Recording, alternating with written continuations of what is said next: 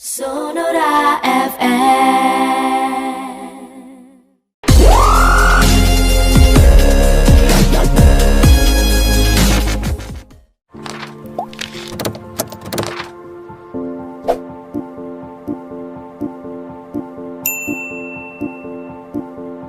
Dan kegiatan Pilkada 2020 sudah akan kita jelang, khususnya di Sumatera Selatan. Bagaimana dengan pengawasannya? Kita akan bertanya lebih jauh dengan Ketua Pengawas Pemilu Provinsi Sumatera Selatan, ada Bapak Iin Irwanto STMM yang saat ini sudah ada di ujung telepon. Kami akan mengajak Anda untuk mendengarkan wawancara singkat kami. Pak Iin, selamat pagi. Selamat pagi. Apa kabar Pak Iin? Alhamdulillah sehat, Mbak. Ya, baik. Terima kasih Pak waktunya Pak untuk Sonora. Pak, saya ingin tahu Pak, kemarin sudah di-launching pengawasan Pilkada serentak 2020. Komentarnya sendiri Pak dengan adanya launching ini Pak, seperti apa? Iya, jadi launching ini sebagai penanda dari kami sebagai penyelenggara pemilu bahwa jajaran pengawas pemilu itu sudah siap untuk melaksanakan pengawasan Pilkada serentak tahun 2020 di Sumatera Selatan. Seyogyanya memang pengawasan itu sudah berjalan sejak September 2019 yang lalu. Namun kami perlu menyampaikan kepada masyarakat bahwa kami memiliki kesiapan ini dan juga sebagai bentuk bagaimana kami membangun kesadaran dan tanggung jawab bagi jajaran pengawas pemilu bahwa tugas pengawasan ini harus disukseskan dan harus menjadi perhatian penuh bagi jajaran pengawas, serta pada launching itu juga kami mengajak masyarakat kiranya bersedia menjadi pengawas partisipatif yang apabila melihat atau menemukan pelanggaran dapat melaporkan kepada jajaran kami pengawas pemilu. Seperti itu, Mbak. Iya, Pak. Ini kan ada 7 kabupaten kota yang melaksanakan pemilu serentak di Sumatera Selatan ya, Pak ya? Iya, betul. Bagaimana dengan pengawasannya sendiri, Pak, sampai ke kabupaten kota? Ya, jadi sebelum kita melakukan pengawasan, sebagaimana Amanat Undang-Undang 7 tahun 2017, pasal 93 huruf G dan pasal 94 ayat 1 huruf B, dan juga Undang-Undang 10 tahun 2016 pasal 224, bahwa kami harus melakukan penelitian terhadap potensi kerawanan dan potensi pelanggaran di 7 kabupaten yang akan menyelenggarakan Pilkada serentak tahun 2020. Nah, Bawaslu Republik Indonesia pada tanggal 25 Februari 2020 kemarin di Jakarta itu telah meluncurkan yang kita namakan Indeks Kerawanan Pemilu. Nah, Indeks Kerawanan Pemilu ini menerangkan informasi tentang kerawanan dan potensi pelanggaran yang ada untuk 270 daerah yang menyelenggarakan Pilkada serentak di Indonesia tahun 2020. Nah, kita ada 7 kabupaten. Nah, dari data ini kita berangkat merencanakan pengawasan seperti apa yang harus kita lakukan, dan juga kita antisipasi terhadap potensi pelanggaran, sehingga kerawanan itu bisa ditekan dan juga potensi pelanggaran itu bisa diantisipasi.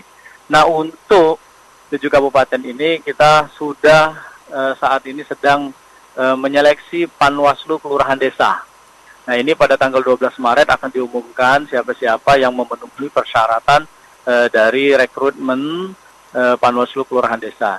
Nah, untuk Panwaslu Kecamatan ini sudah terpenuhi semua, ada 292 orang dari 84 kecamatan yang ada dari 7 kabupaten yang menyelenggarakan pilkada tersebut.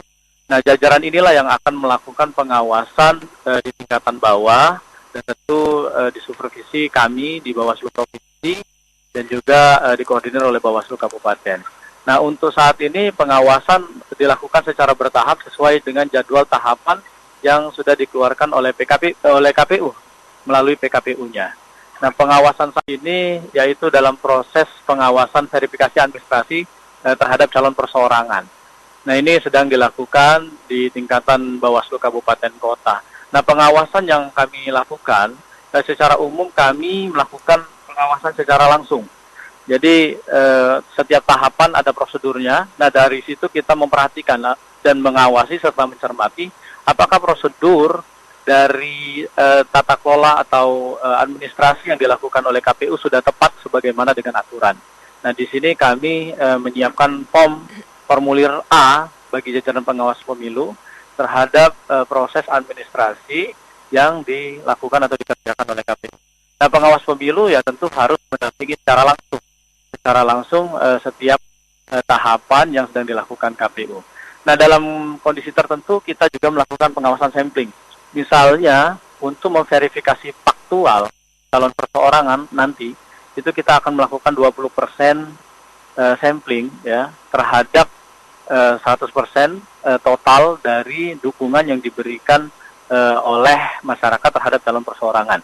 Nah, ini kita akan melakukan metode sampling ini dengan sistem acak, kemudian kita juga bisa dengan sampel tertentu yang kita tuju. Jadi tentunya ini juga menjadi bagian cara kita ya terhadap pengawasan yang begitu banyak sehingga cukup dilakukan dengan sistem sampling.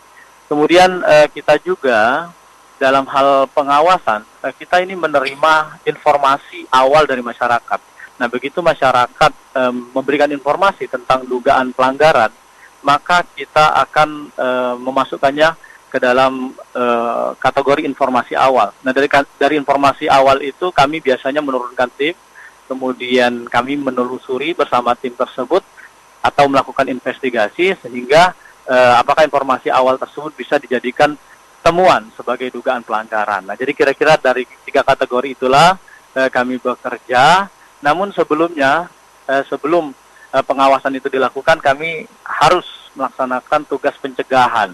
Artinya pencegahan ini menjadi hal pertama dan harus kami lakukan agar semuanya sudah tersosialisasi dengan baik, mana yang melanggar, mana yang salah, mana yang benar.